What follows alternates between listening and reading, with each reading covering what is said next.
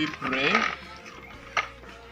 Our Father and our God, we want to thank you that this moment you have given to us to share your word with many, many people in different places, in their own homes, in sanctuaries, who are traveling.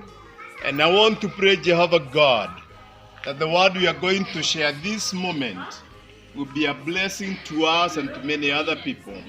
For we pray through Christ our Lord. Amen. Praise God. Amen. I want to thank God this moment for the joy and the privilege of bringing us together so that we can share the word of God. And I am sharing the word of God today from what we call Shalom Center, that comprises of Shalom Academy, the students that you can see, and their teachers at the background, the institution that runs an ecumenical retreat and prayer center, and we thank God. And we want to invite you to this particular moment where we are going to share the word of God. My name is Reverend Arthur Maina Mwagim, and I love the Lord as my personal Savior. And today we are looking at the book of Kings, 1 Kings chapter number 19, verses 1 all the way to verse 18. And our theme is, in the midst of all noises, there is still the still small voice from God. Today, we know that the background of this particular chapter is chapter 18 of the book of 1 Kings, where Elijah has had a great exploit. Elijah has had a contest on Mount Carmel, and God shows himself victorious by coming down and consuming the sacrifice even when it was covered with water. And Elijah turns around and executes the very many prophets of Baal. And we realize that in chapter 19, verse 1, we read, and Ahab told Jezebel all that Elijah had done, also how he had executed all the prophets with a sword. And verse 2 we read, then Jezebel sent a messenger to Elijah saying, so let the gods do to me, and more so, if I do not make you alive as the life of one of them by tomorrow about this time.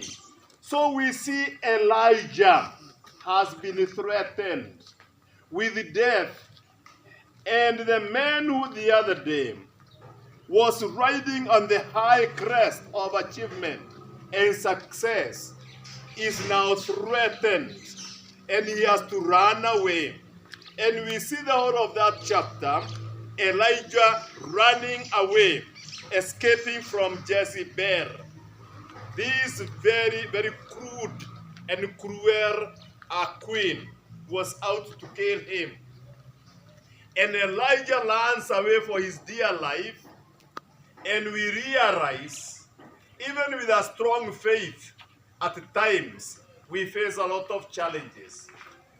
And Elijah runs away out of frustration, and while in the wilderness, prays that he might die. And we see that in verse 4.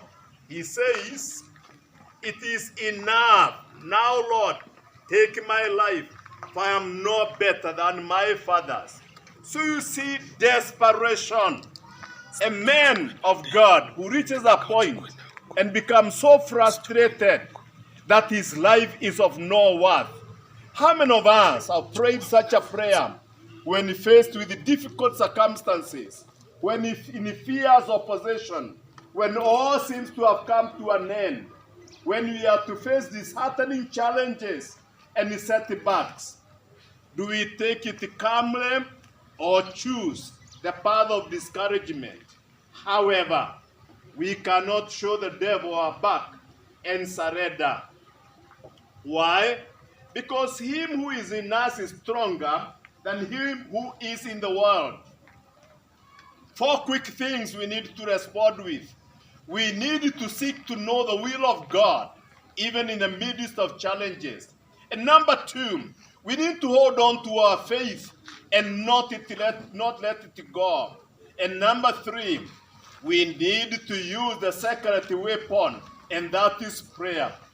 And we always are reminded that we fight and win our battles while we are on our knees. Twice Elijah is told to arise and eat. He has been traveling, and it has been very difficult. 4 different words we can use here. He's hungry, he's angry, he's lonely, and he's threatened. That is the word we call halt. So on his ministry, he's halted by the very 4 things that I've mentioned. But God comes and taps on him and twice he tells him, can you rise up and eat? You see, when we are hungry, our energy is depleted.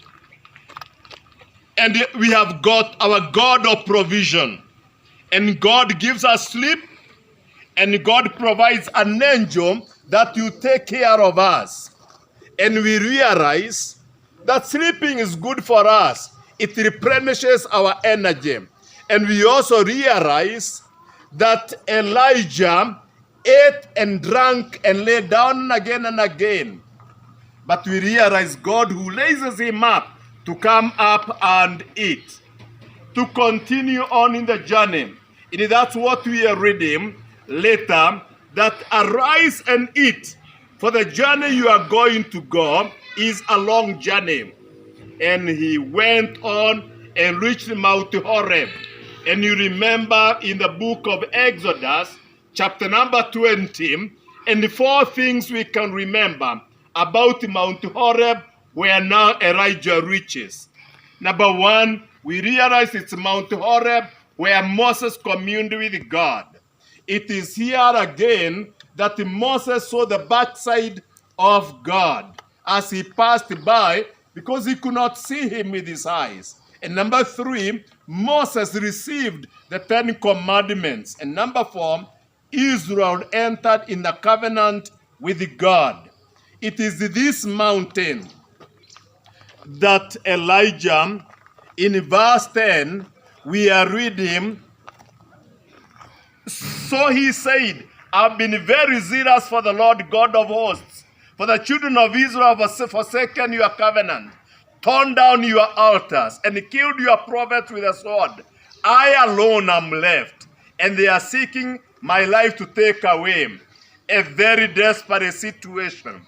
But we realize that God is going to visit his man even in the midst of this. And how?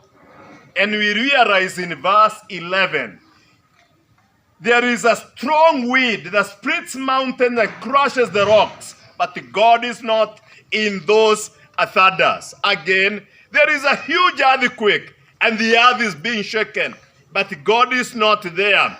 We see fire coming, but again, God is not there. But in verse 12b, we read, after the earthquake, the fire, and everything else, there is this still small voice.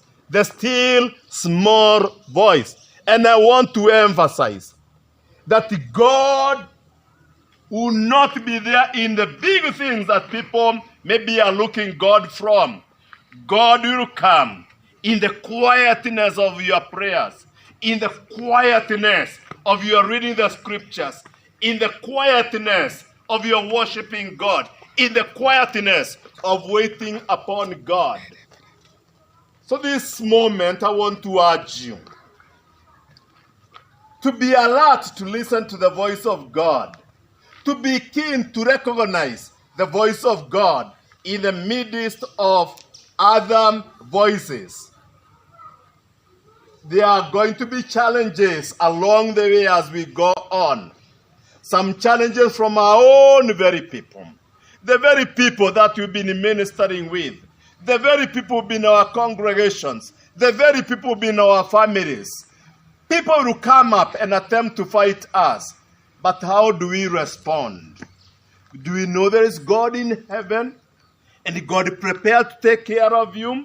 Do we know there is God in heaven? And God prepared to take care of you? Are you ready to listen to this God? Are you there to hear this God? Elijah was told, can you arise? Eat, for we are going to go for a long journey. And I want to urge all the listeners to this message, this moment, that you must learn in your prayers to know how the Lord is speaking to you, to have a spirit of discernment, and to know that the Lord is speaking to you. As we remember that great song which we sang, Master, speak, thy servant heareth, longing for to hear your call. Shall we pray? Our Father and our God, we want to pray that you continue ministering to us and you continue doing us good, and that throughout our lives we'll be anchored on your word. We'll learn to pray, and we know our battles on our knees. We thank you and we honor you, for we pray through Christ our Lord. Amen. And now the grace of our Lord Jesus Christ and the love of God and the fellowship of the Holy Spirit be with us now and forevermore. Amen. Surely goodness and mercy shall follow me all the days of my life. I shall dwell in the house of the Lord forever and ever. God bless you. Amen.